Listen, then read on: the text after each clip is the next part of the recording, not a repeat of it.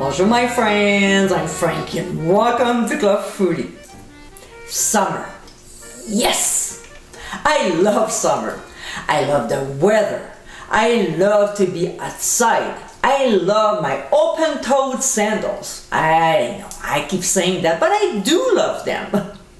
I also love to cook on the barbecue. Just the smell of it triggers my appetite.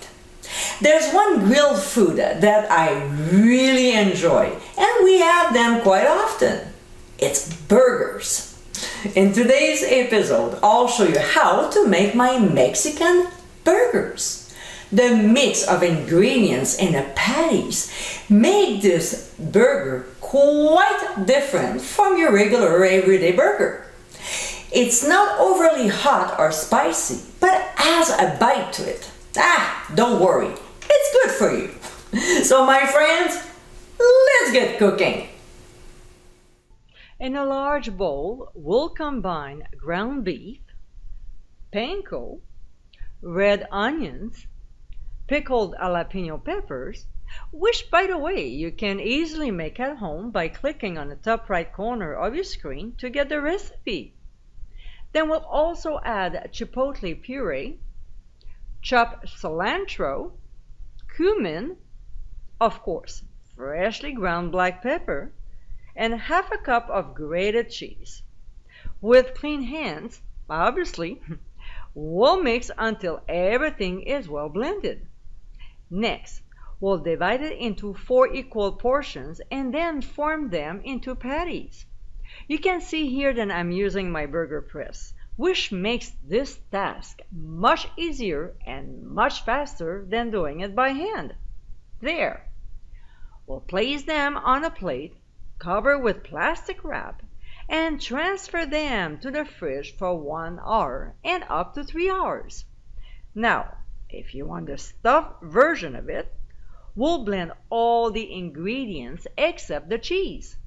We'll divide the mixture into 6 portions, but 3 of them will have to be bigger because they are the bottom.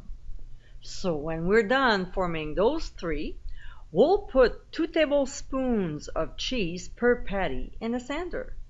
We'll place the small patties on top, seal, place in a plate, cover with plastic wrap, and transfer to the fridge for 1 hour. This is optional, but it's a good spread that goes so well with these burgers. So in a small mixing bowl, we'll scoop an avocado and we'll add the juice of a lime. We'll mash the ingredients together before adding a couple tablespoons of crema or sour cream. Then we'll give a quick stir. We'll add a small chopped garlic to it and a few dashes of hot sauce with some freshly ground black pepper. We'll mix very well, taste and adjust if it needs it, and chill until we're ready to serve. Alright, so when we're about to eat, we'll fire up the barbecue. When it reaches 500 degrees Fahrenheit, we'll place the burgers on, close the lid, and cook about 7 minutes per side or until the internal temperature reads 160 degrees Fahrenheit. If you like cheese on your burgers, about 3 minutes before the end of cooking, place a few thin slices on them so they have enough time to melt before serving. And my friends, these are our Mexican burgers. With all the unique ingredients in them, this sets them apart from everyday burgers.